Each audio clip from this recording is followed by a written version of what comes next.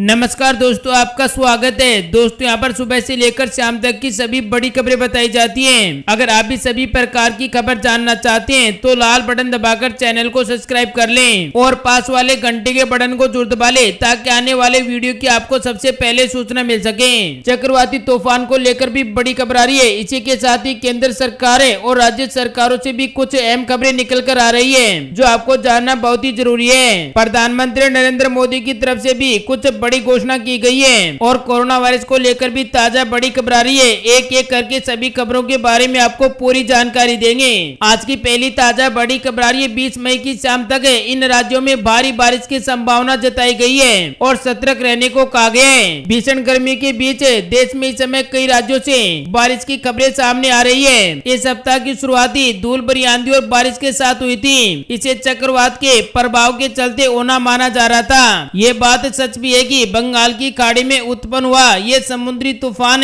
अगले 24 घंटों में सक्रिय हो सकता है। इसके चलते कई जिलों में अलर्ट जारी किया गया है। लेकिन इनके अलावा देश के कई ऐसे राज्य भी हैं जहां 20 मई की शाम तक मौसम के परिवर्तन के चलते भारी बारिश हो सकती है। भारतीय मौसम विभाग ने कहा है कि अगले 24 घंटे के दौरान उप हिमालय, पश्चिम बंगाल, सिक्किम, पूर्वोत्तर भारत, आंतरिक कर्नाटक, जम्मू कश्मीर में हल्की बारिश हो सकती है। इसी के साथ ही केरल और तटीय कर्नाटक में बारिश की गतिविधियां कम हो जाएगी। अगले 24 घंटे के दौरान हिमाचल प्रदेश, उत्तराखंड, पंजाब, मध्य महाराष्ट्र, आंतरिक ओडिशा, पूर्वी झारखंड और पूर्वी बिहार के कुछ हिस्सों में हल्की बारिश होने के आसार हैं। अगली ताजा बड़ी खबर आ रही है। भारत में संक्रमितों की संख्या बढ़कर 1,03,860 हो गई है। केंद्रीय स्वास्थ्य मंत्रालय के मुताबिक भारत में 1 लाख की आबादी पर कोरोना से 0.2 मौतें हो रही है, जबकि दुनिया में इतनी आबादी पर 4.1 मौतें हो रही है। विश्व स्वास्थ्य मंत्रालय की रिपोर्ट के मुताबिक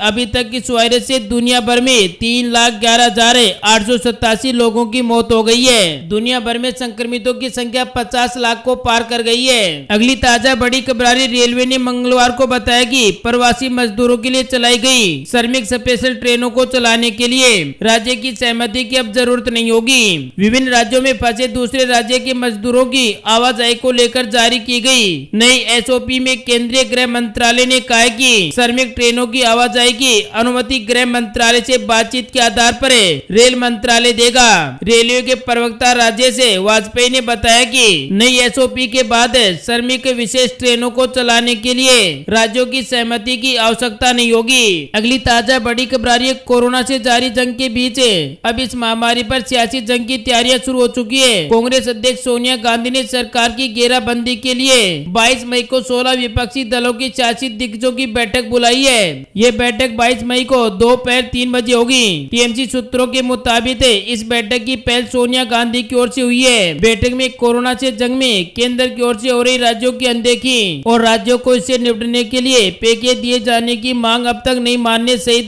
कई अन्य विषयों पर चर्चा होगी। अगली ताजा बड़ी खबर आ रही है, सरकार के नए दिशा निर्देशों के मुताबिक घरेलू और अंतर्राष्ट्रीय उड़ानें, मेट्रो, स्कूल, कॉलेज, शैक्षणिक संस्थान, cinema hall, shopping mall, gym, swimming pool, मनोरंजन पार्क, थिएटर पार्क, सामाजिक, राजनीतिक, खेल, मनोरंजन, सांस्कृतिक, धार्मिक, शैक्षणिक कार्य और सभा पर पाबंदी जारी रहेगी। सभी धार्मिक स्थानों पर आवाजाही की मनाही रहेगी। होटल पर भी रोक जारी रहेगी। हालांकि रेस्टोरेंट फूड पैकेज की होम डिलीवरी कर सकते हैं।